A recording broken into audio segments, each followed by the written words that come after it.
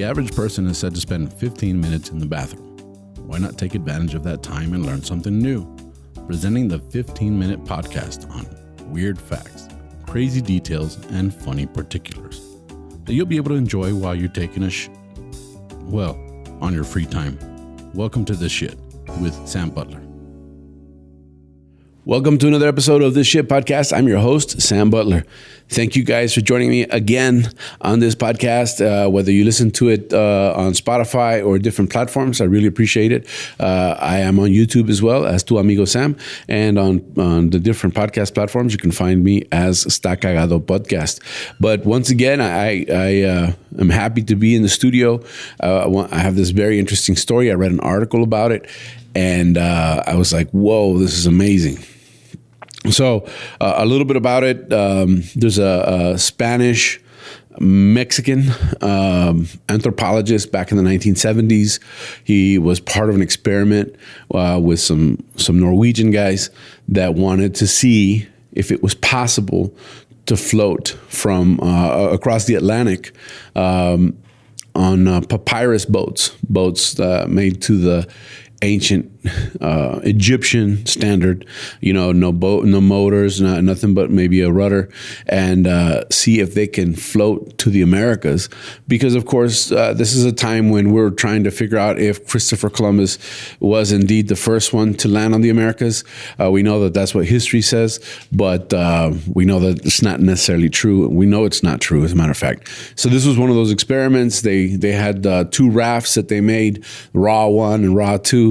These were Ra RA1, RA2, because they were Egyptian. And he was part of he was part of the group of men that floated across the Atlantic, and he was one of the seamen. So he was an anthropologist, and so I know that's funny, but it was a successful journey. They made it. And in 1972, he was actually flying back to Mexico City from Spain because he grew up in Mexico City. So he was technically going home, even though he had both nationalities, like somebody I know. A lot of people have dual nationalities, and he was Spanish and Mexican. So en route to Mexico, his flight gets hijacked. And this happened in 1972, and everybody's scared. He starts to notice that people are becoming very selfish, trying to preserve themselves. And this gives him an idea. He had seen some gorillas in the wild fight over females. He had seen that all this aggression comes from sex.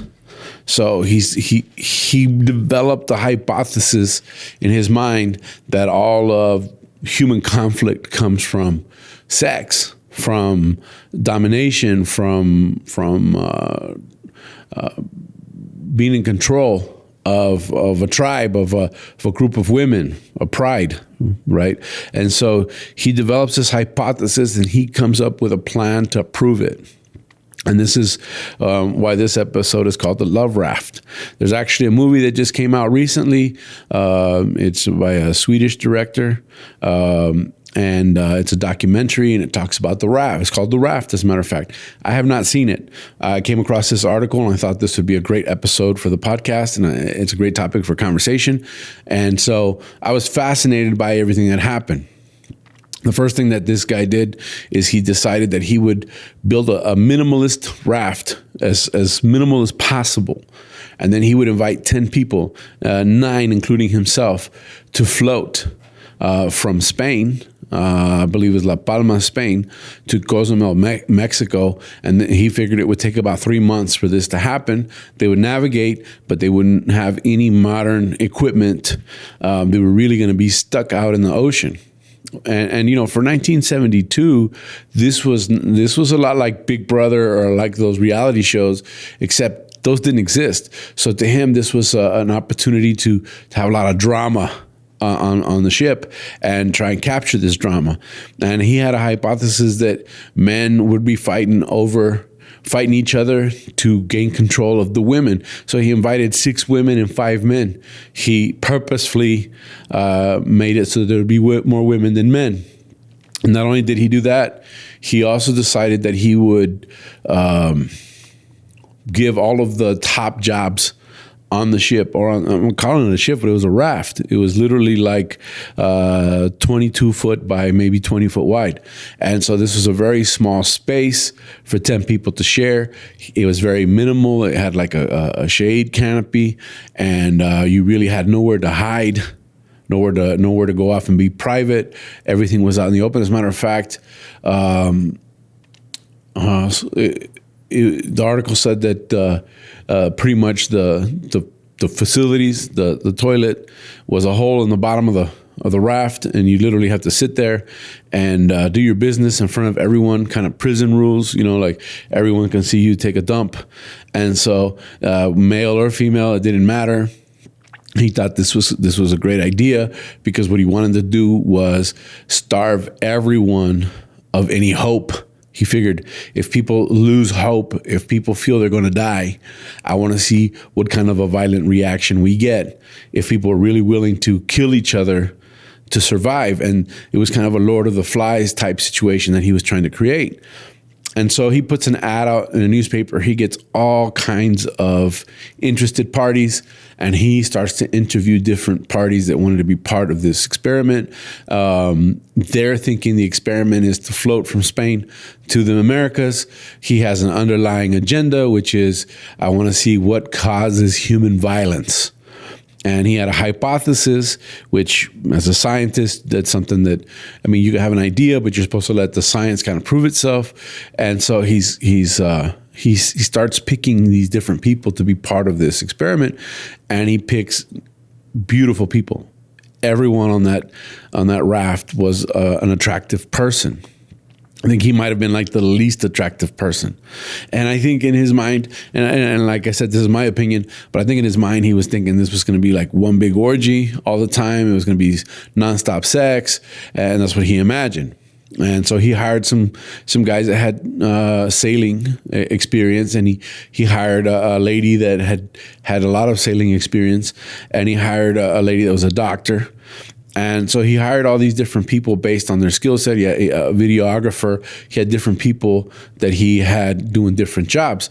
But in his mind, he was going to give all the authority to the women. And so he decided to make a woman the captain of the ship. And then he was going to give all the typical alpha roles to the women and all the beta roles to the men. And he was expecting there to be fireworks and a power struggle. So he was all excited about what was going to happen on this ship. It's not a ship, on this raft. He was excited about what's going to go down in this raft. And they sail. And nothing happens. It took 101 days. And on the contrary, instead of people being aggressive and willing to dog eat each other, he sees that they're cooperating, working together, helping each other through the hardships. And this starts to irritate him, because this is not what he expected to happen. So what he starts to do is he starts to pit people against each other. And one of the articles said that he would ask people very personal questions, and they would be talking, and they would confide in him certain details, and then he would expose those details in front of everyone to embarrass the person. So he'd create embarrassment. One of the things that I thought was super interesting was that he actually had a priest as one of the people on this experiment, because he wanted to see, one, if this guy was truly going to stay faithful to his beliefs, and two, he wanted them for the guilt factor. He figured that, religion guilts you, so people could have free sex on this ship. They'd be all on top of each other, but then they'd have a religious figure there that would remind you of what a heathen you are. And so he's thinking, it's perfect. This is perfect. I set it up so that the most natural thing that'll happen is that people start hooking up. things will start coming together. There'll be rivalries, there'll be mutiny, and it'll be great because then and then there'll be storms because he took off knowing that he would be close to hurricane season and he would have high seas and he would have a lot of different conflicts. What he wanted to create was this terror, this fear, so that people would resort to the most basic human instinct, which is survival, and then take that to the extreme of becoming violent. It didn't work. What ended up happening was all of the sailors worked good together and started kind of protecting each other and helping each other, and this drove him nuts. So one of the things that he decides to do is to actually take control of the raft and become the captain, and demote this woman. And he thought that doing that, it would change the dynamic, and it did. What it did is it put everybody else closer together against him. He pitted them against himself unknowingly. He didn't do this on purpose. He didn't think that would be the result. But instead of all of them fighting each other, they started to conspire on how to get rid of this guy. They're saying, this is such an amazing experiment. The only problem is that guy. Let's dump that guy over the side. They even started coming up with different ways of getting rid of him and not having any evidence. They said, hey, what if the lady doctor injects him with something and causes him to die of a heart attack or something, so that we can say he died of natural causes. And so they're starting to have all these violent thoughts, but it's not so much for survival, as the most basic instinct, that they're going to start being selfish and fighting over power and love. And no, it was more like, this guy is really causing this to be a miserable time. We hate this guy. Let's dump him. They didn't dump him. They didn't kill him. They had those thoughts. Some of the cast from the articles that I read that were in the movie The Raft talk about how they just couldn't stand this guy because he was trying to manipulate the experiment to have the outcome that he thought was the normal human response. And he thought that from his experience in that plane that got hijacked in 1972, he thought people will do anything it takes to save themselves. And he wanted to do this with the cover of, if he figures out what makes people aggressive, he figures out what makes people take it to the extreme that a regular person, would be willing to kill another human being. He wanted to figure out what that was, because in his mind, he could solve world peace. If he could figure out what makes people violent, what makes people aggressive, he could solve this issue. Well, what ended up happening was they demoted him as captain. They all got together and they said, you're pretty much done, buddy. You're going to do what we say. And the woman took over again, and they get to Cozumel, and everybody's happy to be off the raft. What they didn't realize is while they were gone, this story got a lot of traction, and the media had dubbed it the Love Cruise or the Love Boat or the Love Raft. And so some of the men that were on this, and it was in the ad that he posted in 1973, looking for people to do this. He wanted married men, but he wanted them to come alone because he wanted to create that infidelity and create that guilt and create that. And some of these men were very resentful that they were accused of this. Now, some of the articles did say that there were people hooking up, but it was very rare.